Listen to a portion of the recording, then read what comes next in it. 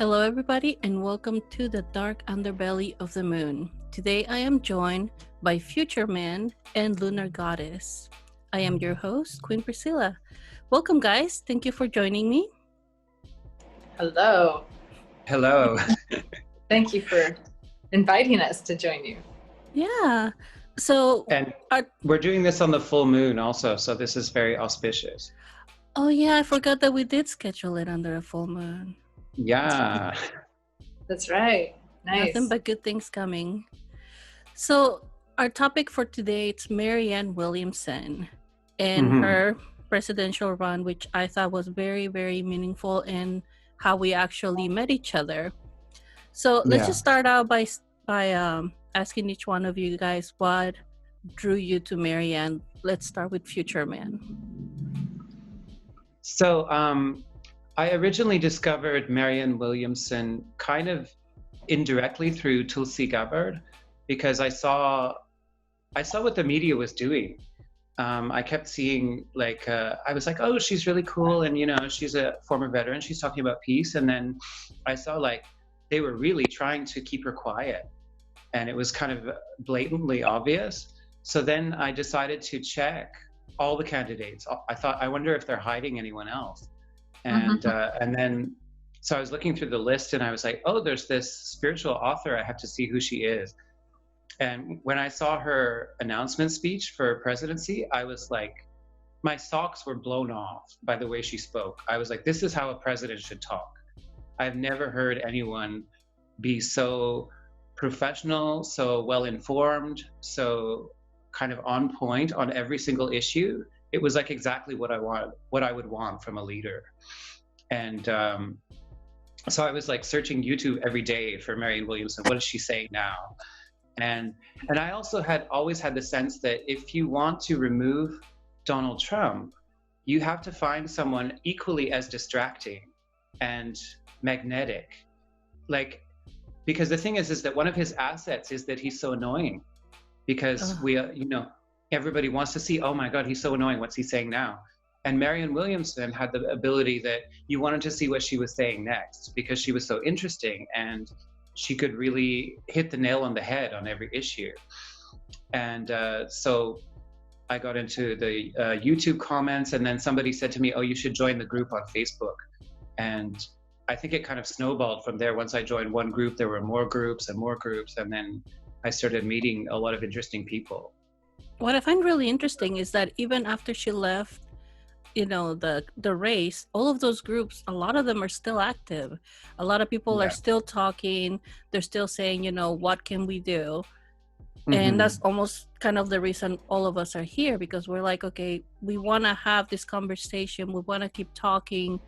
We want to know how we can, bring love into politics instead of all of this hate and all of these horrible things we see happening around us. Yeah.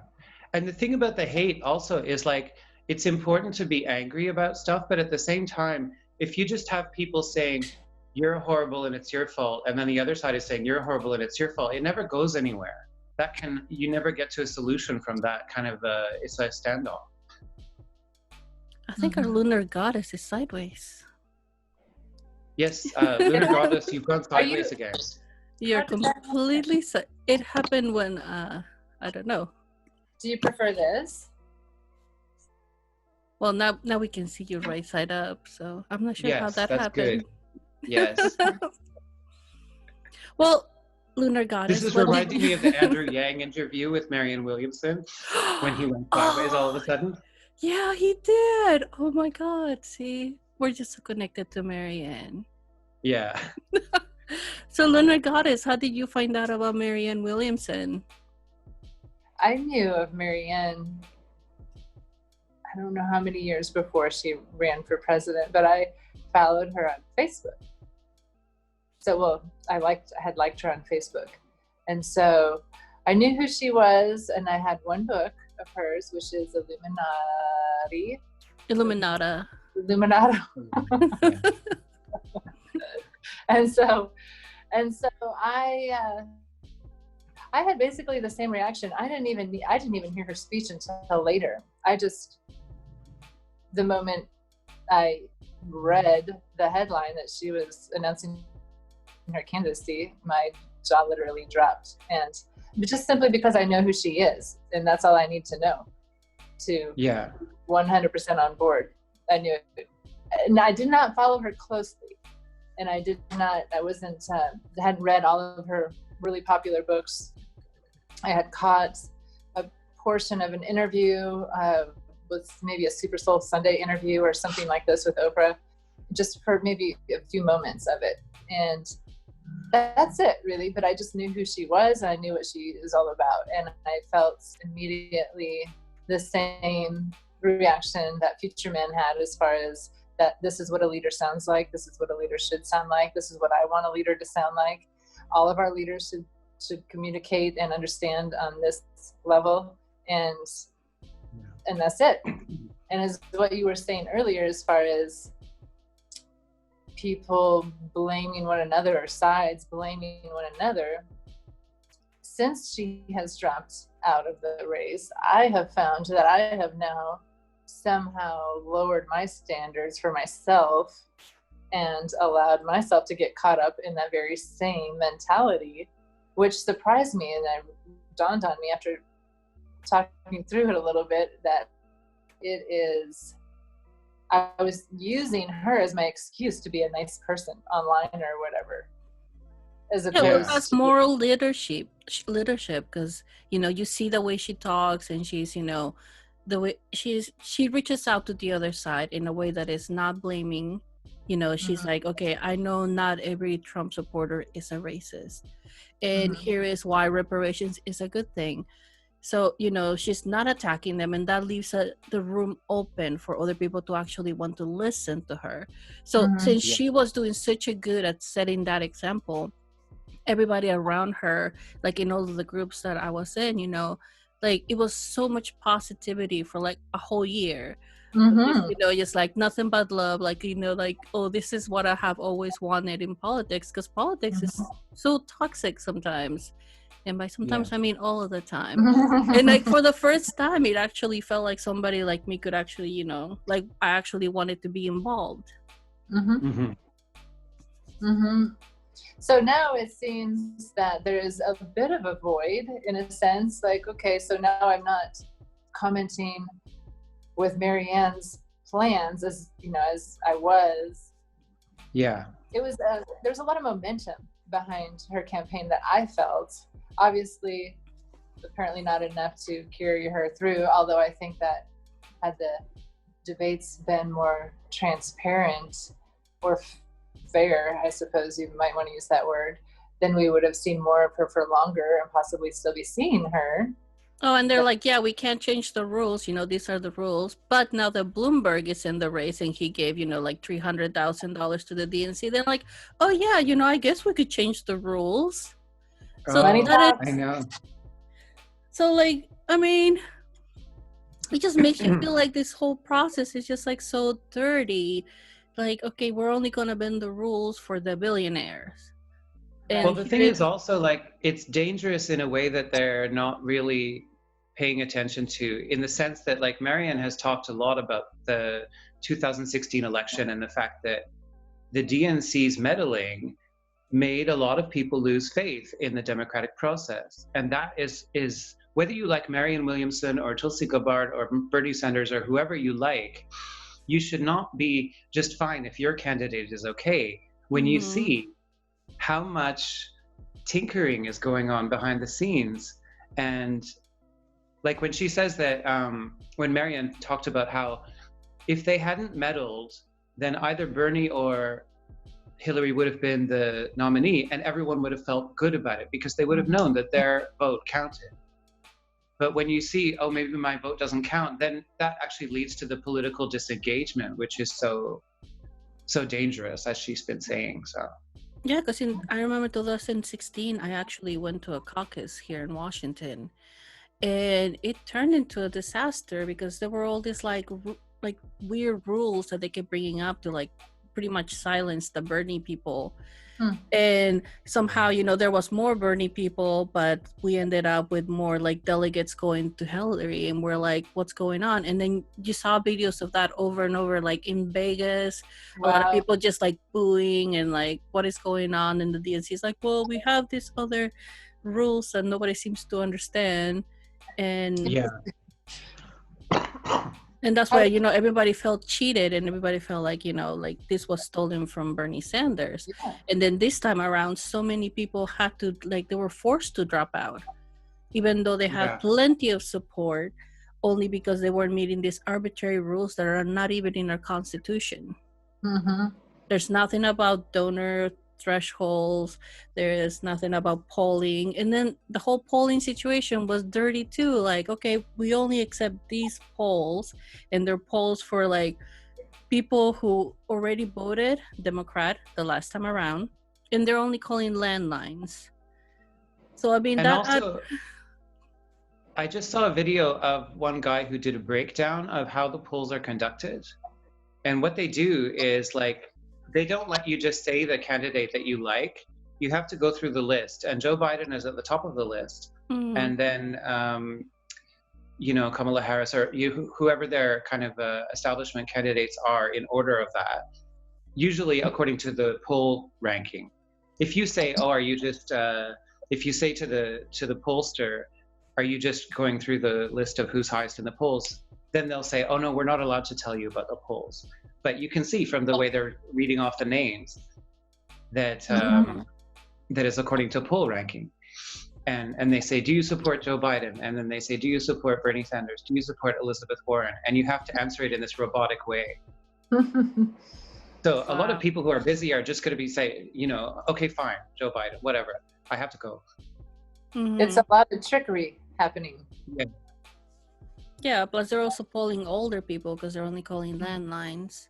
So basically, I don't know anybody under like 45 that has a landline. At least like where I live. Like I haven't had a landline for like 15 years. Yeah. Right. Mm-hmm. So when you have to fill out like government forms and they ask you for a phone number, you give your mobile, right? Mm-hmm. Yeah, okay. I mean, I do have a landline, and I don't even know the number, but we do have one. Is it part of your like cable package? Yeah, well, I never, ever, ever, ever, ever answer it ever because I've never given it to anybody. But we do have one. Mm-hmm. Has it ever rung? It rings all the time, and I'm sure it's sales calls, but we just never answer it. It's on low volume. Okay, yeah. Yeah, we never answer it ever. We've never, ever answered it. I think I had a landline for a little bit, but it was because it was part of my cable package. Mm-hmm. And they're like, well, it's cheaper if you get like the internet, the phone, and the cable. So I was like, okay, whatever, I guess. And I never actually got a physical phone. Mm-hmm. And I never knew what the number was.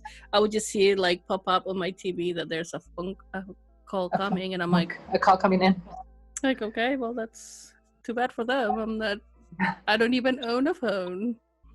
Probably a lot of people have that. I bet you there are a lot of people watching incoming calls pop up on their screen and no way to answer them. Yeah. I think we're kind of backward in Canada because there's certain government forms where you have to put a landline number. And it's really? Like they don't think you're a person unless you have one, which is really weird. Kind of archaic, actually. That is. Because it's forcing you to have a bill that you don't necessarily need. Yes. I'm always like, I'm always falling in between the cracks of what they expect, like, because I don't drive and I didn't go to high school, so I don't have any of those IDs that people usually have. You're not a real person. I like that. I like finding any way I can to fall between the cracks. Yeah, me too. Hey, if you can't keep up with me, it's your problem, not mine. Become a corporation, then you'll be a real person. Yeah, exactly. Apparently, they're people for some reason. Oh my God, that's terrible. Yes, I do relate to what you're saying, Lunar Goddess, about like I want to stay engaged, but it's different without Marianne in the race. I definitely feel like I'm not sharing as much, and I'm not kind of engaged in quite the same way as I could be. And I mean, I'm still kind of like doing a few things here or there, but I left a lot of the groups because I felt sad when she dropped out, and I didn't want to like participate in group mourning. Right. There was a lot of that going on. There was a lot of mourning happening. Yeah. For sure. Yeah, for me, like suddenly I just had all this free time because during the past year, it actually became almost a part-time job. Mm-hmm. So I was just like making memes almost every day, making posts, or I was volunteering for the grassroots thing. So I was doing like graphics and flyers and all this stuff. And then like suddenly when she dropped out, I'm like, oh, I have so much free time. Mm-hmm. This is great. And I think I wasn't really gonna like engage that much until I saw how dirty Iowa got for Bernie Sanders. So then that just like woke up something in me again. I'm like, okay, I guess I should probably go help Bernie because he has in my mind, he probably has a better chance. Yeah. So now I watched a program the other day, just this week, and the point, it was Bill Maher. Y'all familiar with Bill Maher? Yeah. Bill Maher. Okay. So he has a point, and I'm not sure who it was, but the whole Brexit thing, he kind of compared the two leaders, one that resembles Trump physically and Boris Johnson politically, then one that resembles Bernie Sanders physically and also politically. And he is thinking that America is not watching what's happening there to learn a lesson by way of watching someone else fail. Yeah. And he's thinking that the Bernie Sanders, as popular as he is basically just going to separate people even further because it's so far the opposite direction are currently. My wondering is, it sounds like if you have a pie graph and you divide into people who voted in 2016 for Hillary, eligible voters who voted for Hillary, eligible voters who voted for Bernie, and then eligible voters who did not vote. So you have a quarter voted for Hillary, a quarter voted for Bernie, and then half did not vote at all. So Marianne was wanting to engage that group of people more than anything. I feel like that's what I understood. And she actually did a pretty good job because I think 35% of her supporters were Republican. Wow. Oh, wow. That's quite high. So she was getting a lot of support from Republicans, which is why her polling was so terrible because the pollers were not calling those people who were Republican last time around. Right. Mm-hmm.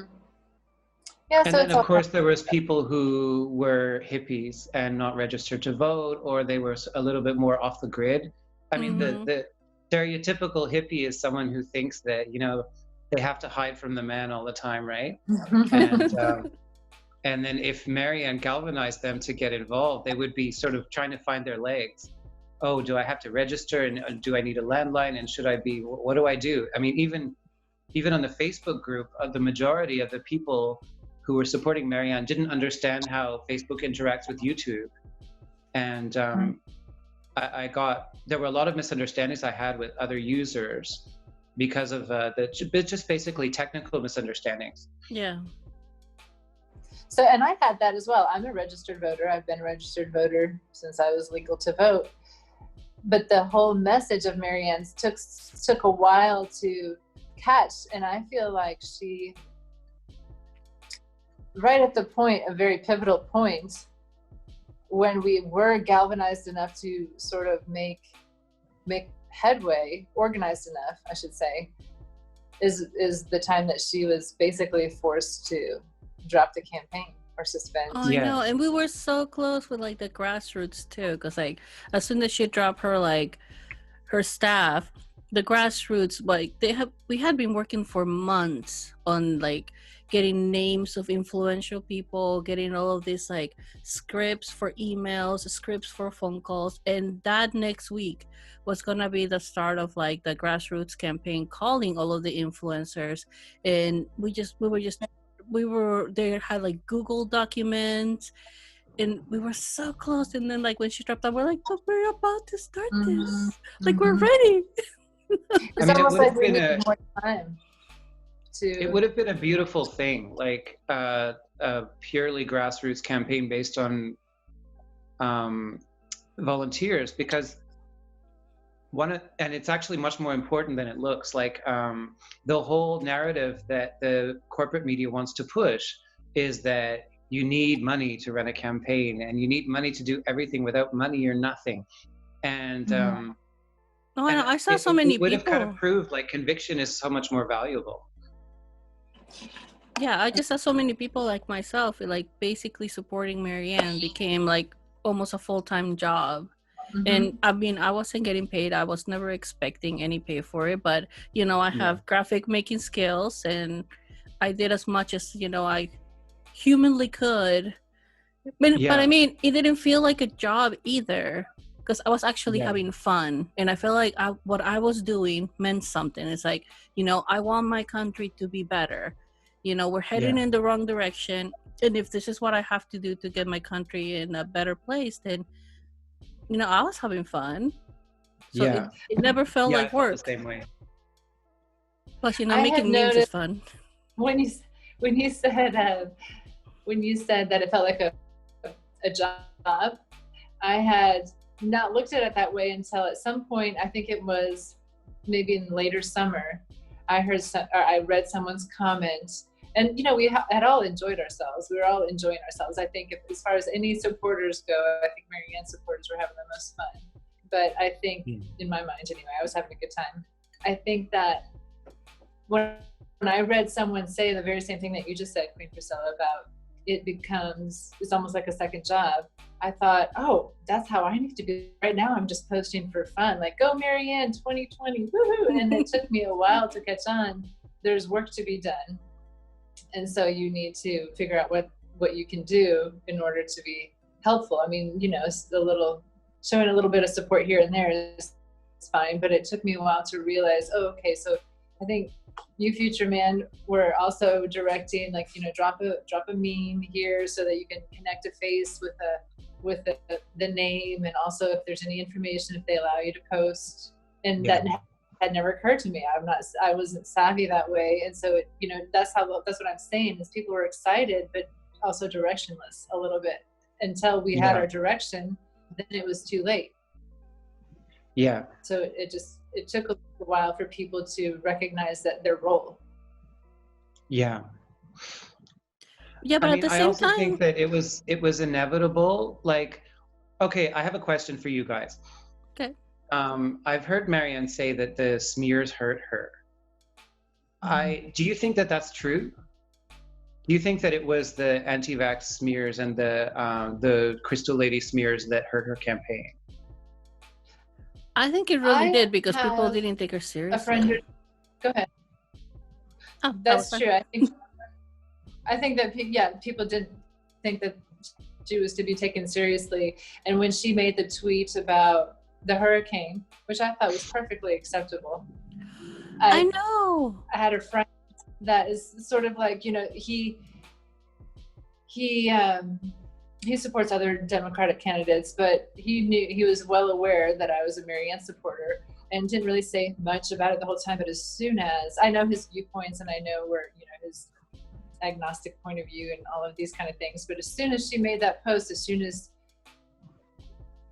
there was something to point fingers at or say, see, this is nonsense, he tagged me in the hurricane tweet that she made, you know, so that, you know, just to prove, I guess, like, yeah, see, she's nonsense, or, you know, just one little tiny well-meaning tweet that did no harm.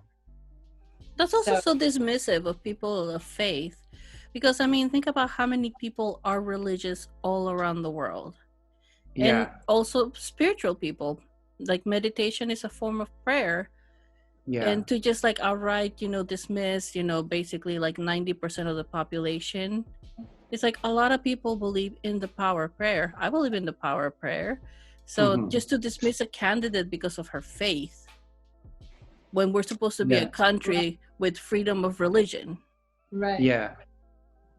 I don't know that it hurt her as much as the DNC's ridiculousness. I mean, that's my feeling, because like I think that they want you to think that it hurt her to be spiritual so that nobody else tries to do that again.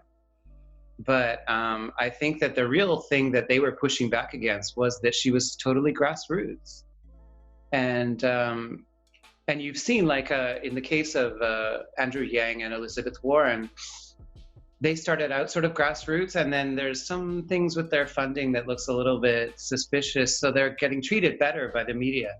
And I feel like the media is always against anyone who does not take corporate PAC money. That's just the pattern that I'm observing. Well, yeah, because you're going outside of what, the big, it's always about this. The people that have the most amount of money want to have the most amount of influence. And then suddenly, you feel like this movement has started since like 2016, where people are really suffering economically. So, like everybody's like, hey, like what's going on? Things need to change. And for the past 40 years, we have, so much money has just floated to the top. And, trickle down economics, a lie, like there's no, like barely any money coming back down. And so, people are, really wanting change. And, right now the system is trying to fight that, because they're like, hey, we kind of really like how things are going right now. Mm-hmm. And you keep hearing this from like now the Trump side, like, oh yeah, we have a great economy here in the United States, best economy ever.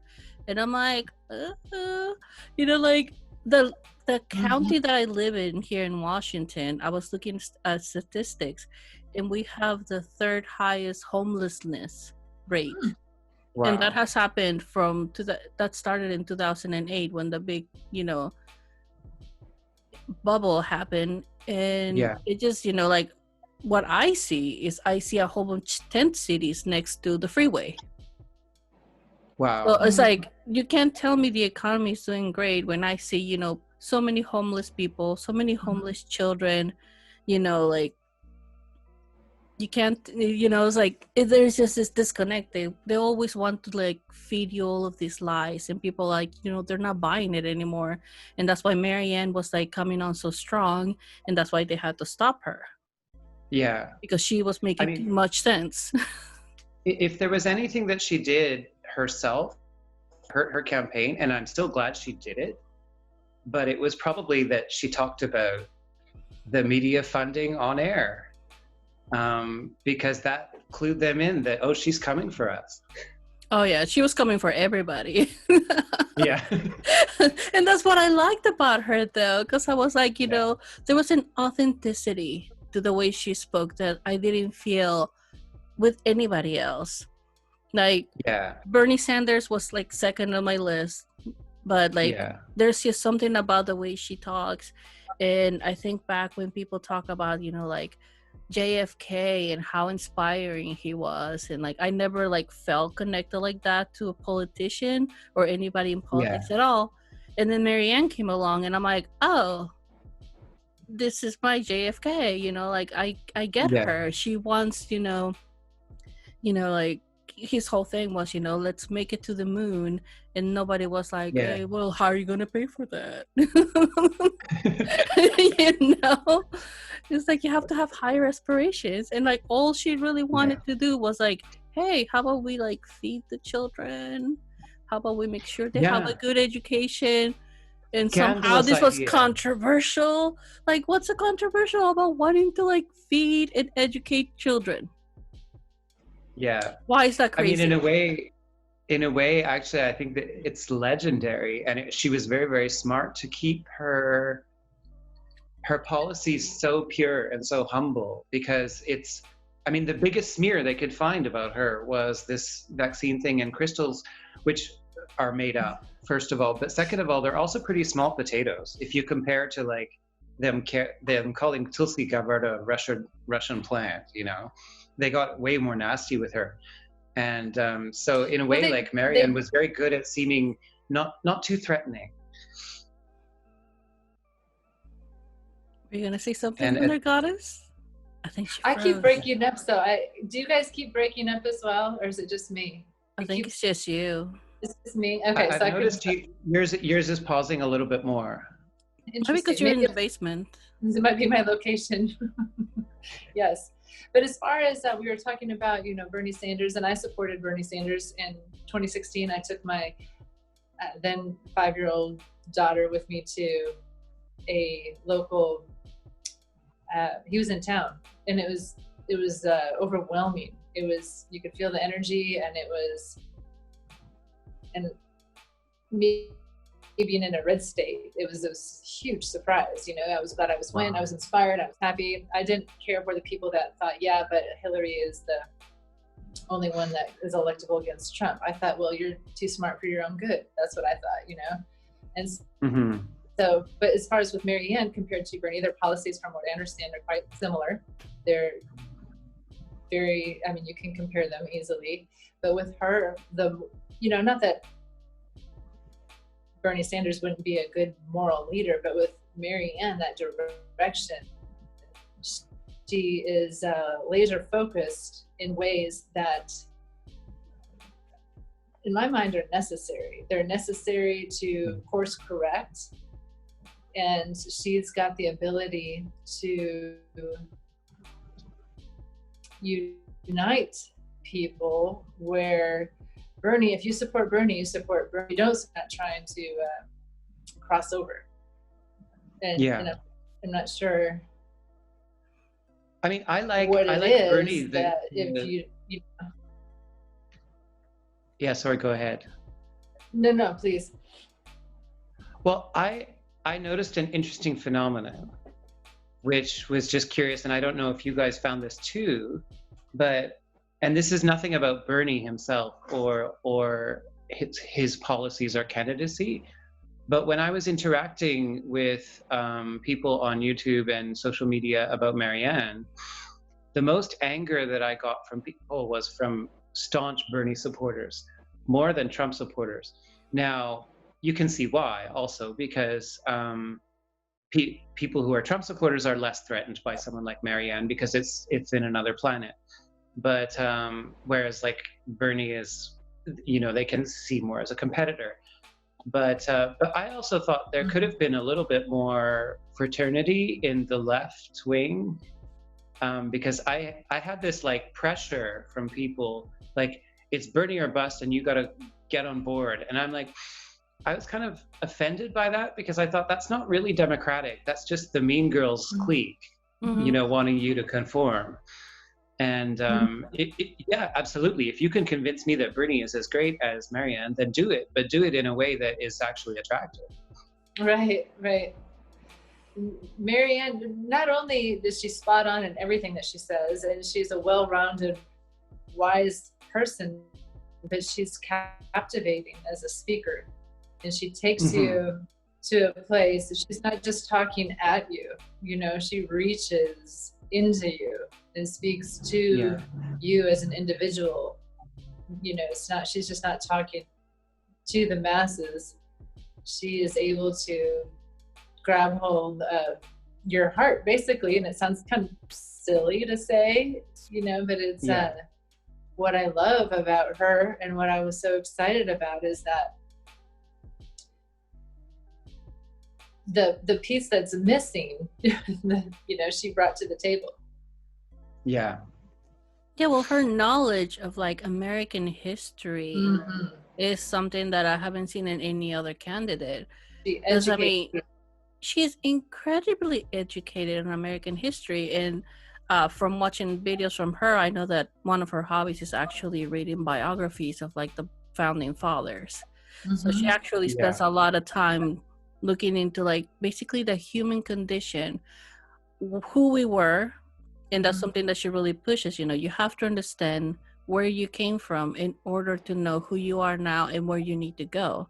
That way you don't repeat, you know, patterns from the past. And they always just made her seem like she was the whole crystal lady thing, and it's like, have you actually spent 5 minutes listening to her? Because if you had, you would know that there is something very deep. She said, I'm not gonna go shallow with you, you have to go deep with me. And that's what I felt like every single time I heard her talk, is like, she just wants you to fully understand why these things are necessary. Like, if you want to have a better future 10 years from now, you have to invest in the children. I mean, it seems like it should be like perfect sense, so logical, but no, like our current paradigm is like, hey, let's just give all the money to the rich and hopefully they make jobs for us. Like, that's like one also thing that oh, go ahead. It broke up. I can never see exactly if you're done talking. I'm sorry. It's okay. Hello. Go on. Okay. Can you hear me? Yeah, we can. It keeps freezing up, so I have no idea if anybody's talking or not. I'm just talking. Okay. So one of the things that I also, we've touched on the moral leadership thing, and our country is founded, freedom of religion is a big deal. And one thing, yes, while Marianne is Jewish, she encompasses spirituality in a way that connects the dots across the board, doesn't leave anybody out. And it's just the basic human spiritual structure, as opposed to claiming a religion, a correct religion. And so I feel, for me, that part that went away when her candidacy went away was that leadership. I grew up without the background of a religion. And so that there is something to be said for, for as many arguments about how religion is destructive and wrong and all of these things, there's also a beautiful part about it as well, that there's community involved and people helping each other out. And I think that's what she also brought to the table, is a sense of community. These people are coming together to make better the situation. Whereas now it's just kind of like that competition state of mind. And not only religion, but also just like, even just basic psychology is sort of missing from any of the other candidates in the field. Like, it's one thing to talk about Medicare for all, but do you understand why you need it? And do you understand what the psychology is behind the pushback against Medicare for all? Like, all of these motives need to be understood. And that's where I feel like Marianne really, she got to the root of why reparations was important. Yes. And to all you people saying she's like all the other candidates, ain't nobody got reparations on the table. No, even Steyer, like, he brought up reparations in the last debate. I missed that. I only briefly heard about it because I'm honestly not even watching the debates anymore, which is sad because I lost interest. But they were like, oh yeah, Steyer brought it up, but he doesn't actually have a plan. And the people who say they're for it, like Kamala was for a bit, and only because Marianne brought it up, they're like, yeah, we should do a study and see. And it's like, no, it's like a debt is owed. It's not that complicated. Right. Yeah. I love how always prepared for everything. Nobody, you cannot stump her. She is, I would argue, the smartest person in any room. And if she's not, she's surrounding herself by the smartest people and able to put what needs to be brought together into play. It's a beautiful thing to watch, very inspiring. And I think anybody that gave her a moment was inspired. I had people that wouldn't normally listen to her because I asked them to. And every one of them agreed. Well, I wouldn't say every one of them. Some of them were more, some people were more dismissive, but the people that, actually gave their attention to her were agreed that yes, she's spot on. However, she doesn't have a war chest of money. She's never going to win. And Mm. that's what And the happened. sad truth is, unless we want that paradigm to continue, the only way to push back against it is without a war chest of money. Right. Well, just Right. money in politics, she has said is, the biggest problem we have in our democracy. And until we get Yeah. money out of politics, it's all gonna keep being corrupt. Because, we don't have the time to be lobbying for our rights, whereas a pharmaceutical company can send a whole bunch of representatives to Washington, D.C. and, lobby for what they want, and they get what they want because they're right there every single day. And I remember I saw this like news thing where they actually like the reps, they're supposed to like wait in line in order to be able to talk to the senator or whoever they want to talk to, but sometimes that can take hours. So they actually hire like homeless people to sit at the Capitol in line to hold their spots. Wow. And that's I heard about that. And that is crazy. So it's like, okay, like who has that kind of money to fight against that? Like they're just hiring homeless people to sit and wait in line to go talk to the representatives. It's like, we have to work. Like at least I do. I mean, I have to work. I have a job. I don't have the time to be as involved as I would like to be. I'm trying to do a lot more, like by calling my reps every time there's something that I actually want, because I had to actually learn more about politics in the past 4 years than I ever knew before, which is one good thing that came from Trump, because I think everybody got like this like really quick like lesson on like what politics and what the president can and cannot do, and everybody's like, oh, is that even allowed? Like crash course, like you have to learn really fast, and you have to like wake up and be like, okay, so who am I supposed to talk to? So the most important people you're supposed to talk to are if you need something, call the 2 senators in your state, because everybody has 2. So you need to know those phone numbers, and then you have your local representative. So now I know that my representative is Adam Smith. I have his number, and then I call Patty Murray, and the other one, God damn it, Maria Canwell. Yes. So now, at least now I know that. But I had to like really like I never knew that. You think you're supposed to call Washington D.C. or supposed to do something, but no, it's like you just call your local representatives and let them know when something is, it's a big deal for you, and that can make a big difference. Right. One thing I feel about the campaign, Marianne's campaign, was they understood that they couldn't force anybody to do anything. And so while they were trying to guide people, like, this is what you can do. You can join these groups. You can sign up for phone banking. You can do all of these things. There was no sense of urgency. I did not feel a sense of urgency, and I did not feel great guidance as far as specifically where you are. This is what you can do. This can make a difference. It just seemed a little bit like it was left to your imagination. And so I think that's why it took so long to we had to organize ourselves. And it's very Montessori. Yeah. Well, I think we have been so disconnected from politics, like our whole entire lives. Nobody has taught us. So, none of us knew what we were doing.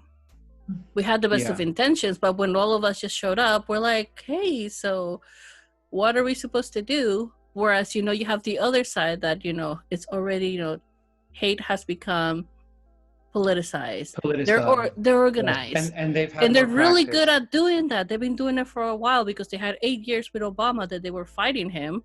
So, they have been organizing for a while. So, like, all of a sudden, it's like, it's our time. And we're like, oh, yeah, we're supposed to do something, right, guys? And everybody's just kind of looking at each other. But I do feel that towards the end, like all of us really got a good sense, and like we felt much more ready. And that's why a lot of people are still active in the groups, because they're like, okay, we worked really hard to build this, what can we do? So the 6 pillar groups are still active. They're doing phone calls with each other, they're still recruiting people, and they're sending emails like, okay, do you guys want to join? What can we do? Who can we call? And that it's a good thing. And you know, Marianne is basically a pioneer. Somebody from the spiritual world had to come through into politics, and somebody had to be the first. And being the first is not easy. People are going to reject it right away. But, you know, she had this courage. And, like, even if she didn't, you know, get to the White House, well, she still might, you know, she might get picked for something. But she had the courage to at least be the first to try and knock that door open. Yeah. And she was the first to like get people to be like, hey, you know, you guys have to do something about this. So I think in that way, her candidacy was a full success. Yeah. She started something. So now more people are going to be more inclined to be like, okay, you know, like maybe we can do this, because they see that there's a movement, there is support, there's people who were giving money. She raised a crap ton of money that people don't give her credit for. Like, I think it was probably like 6 or 7 million. Might have been more. But I mean, she raised more money than some of the other candidates that were senators. Yeah, she did. No, it's amazing. And I mean, it goes to show like what you can do when you're genuine. Like it is, and that's sort of all you need. But there is going to be pushback and challenges from the establishment. But I mean, it definitely illustrated to me how powerful conviction is, especially if you just keep saying it from the place of conviction. And I think that's something Bernie has going on right now, because I don't think he was as organized last time. He had a good message, but he wasn't as organized as he is this time. But he learned so much from last time around that this time, you know, he's coming with a force. Like 6 million, I think he's up to like 6 million individual donors or something. Like some crazy number. Like he has raised more individual donors than anybody in the history of ever. Wow. But that's because like he has spent, like right after the campaign, he basically started campaigning right away. He was just going around the country, just having conversations with everybody. He had all of these town halls. He was talking to people, and he built his coalition. And right now you get to see that, you know, he has an army behind him. And that's why I think he stands the best chance against Trump, because Trump has a huge army, but Bernie has been spending since 2016 building his army. Yeah. And the thing is that, like, on the one hand, you can say that you need a war chest to do anything, but at the same time, the people who are getting paid to do things, I believe, are not as motivated as the people who are doing it because they believe in it. Mm-hmm. Like the Bloomberg people. Yeah, I mean, I think it's different. It's you're going to be sitting there like if you're on the payroll. I mean, even somebody from Marianne's campaign told me that the people on the payroll were not as motivated as the people who were volunteers, and it's it's different. I mean, like we have been in the habit of hating our jobs for ever. That's a very old kind of tradition of hating your job. So and just resenting the fact that you need money and you have to do it. So so on the one hand, you can say that money rules the world, but I mean, you know, have a look at love, because if you're doing something because you love it, you're going to do it like with full power. Mm-hmm. Well, with passion goes a long way. Because I remember when Wikipedia first came out, you know, it's like people just doing it on their own free time, right? And at the very same time that was happening, Microsoft was coming up with their own encyclopedia. So they were paying people, they were building their own thing. And has anybody heard of this Microsoft like thing that they were building at the No. same time as Wikipedia? It died. Yeah. Like, and then you have, Wikipedia, like everybody knows about it. A whole bunch of people contribute all of the time, and they put the time and effort for free. Yeah.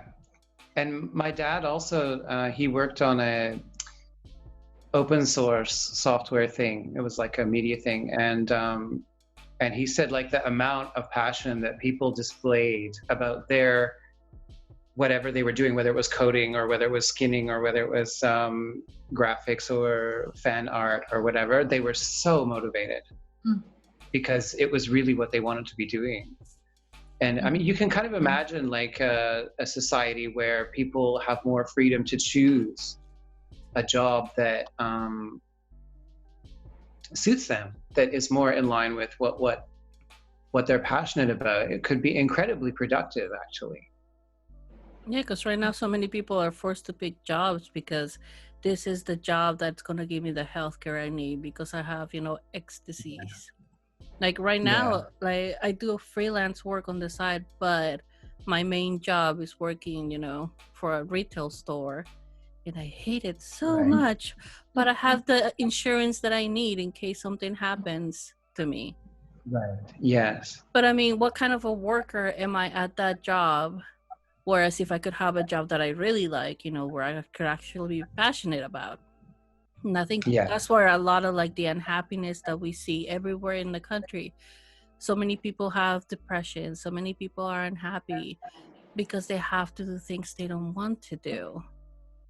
And that's what I love about Marianne, is able to pull the threads through to identify and explain on a much deeper level than just accepting this is the way it is. It's just getting worse and worse and worse. She's able to, I love how she gave me personally hope. Like, no, we're not going in we may be headed in the wrong direction, but it's not hopeless. We have the ability to course correct, and this is your education. I am explaining to you how it works, and I loved that. I loved that every time I listened to her, I felt more intelligent and more informed and understood. Actually understood what she was saying. I might not have been able to regurgitate it immediately to, engage in some debate with anybody, but because she explained it, and that's priceless. Yeah. I encountered a lot of trolls when I was kind of advocating for Marianne, especially on YouTube, who seemed to have sort of these scripted responses that were designed to be irritating. So like they could put you on the back foot so easily just by saying, well, you should check your facts, and you're being very vague and stuff, but actually they were also being vague. Oh, I know. And I mean, it was hilarious sometimes, but it was interesting kind of training, because I realized that sometimes you can get into situations which are as if contentious or conflict, but when you know it's a troll, you just forgive it, sort of like you don't take it personally. Yeah, I found myself a lot more forgiving when Marianne was around.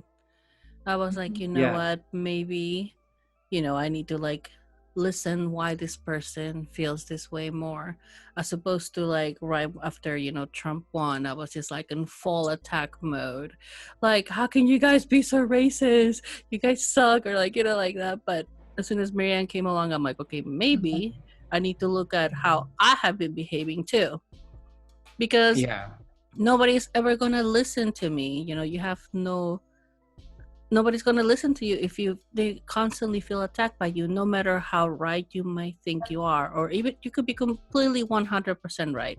But if you come up to somebody and they're like, you're a racist and this is why you suck, Yeah. They're never gonna Like listen when to in you. the history of the world has anybody said, "Oh my God, you're right"? Yeah, like, thank you for telling me I'm a racist and that I suck. I didn't see it before, but now that you brought it up to me, I am fully aware. I will change my ways. I will go donate some money somewhere. Like, no, it doesn't happen.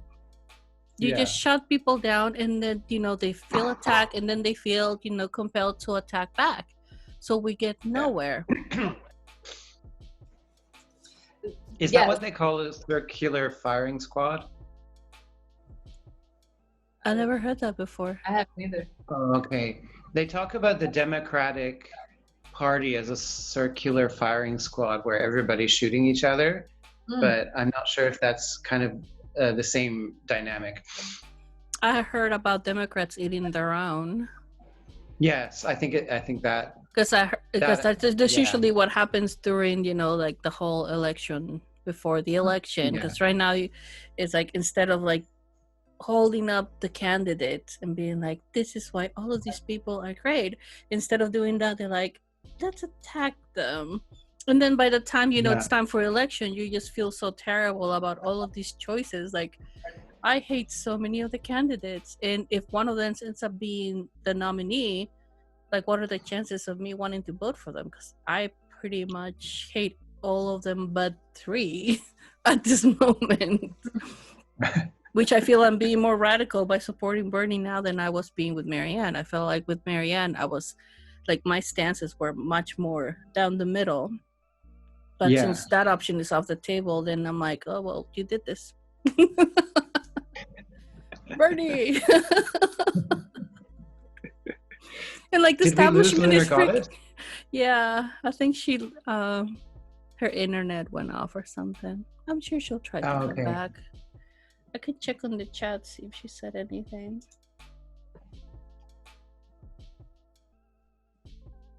Nope. I'm sure she'll come back. So yeah. But in a way, it's funny, like, Marianne was quite far left in terms of what I thought left values were. Mm-hmm. Not so much the economic part, but like when my mother said, oh, we're left wing to me, and then she would describe it, it was very much what Marianne was talking about. It was very humanitarian, very kind of art positive, and peace and love, basically. Whereas I feel like Bernie is more left politically. Economically. Like, his economic plan is very left-wing, but I feel like as an icon, he's a little more palatable to the political mind because he's a white guy. And he's not talking about, prayers and angels and stuff, which it kind of, in my mind, is more left, actually. Like, the spiritual approach to politics, I think, is a very left-wing idea. And some parts, especially as distinct from religion. Yeah, some parts were definitely much more left than everybody else, but like, when it came to like the economic side of Marianne, it was very practical stuff. Which I really like that she had those two things. She had the ambition to like say, hey, she was a visionary. Well, she is a visionary, I should say.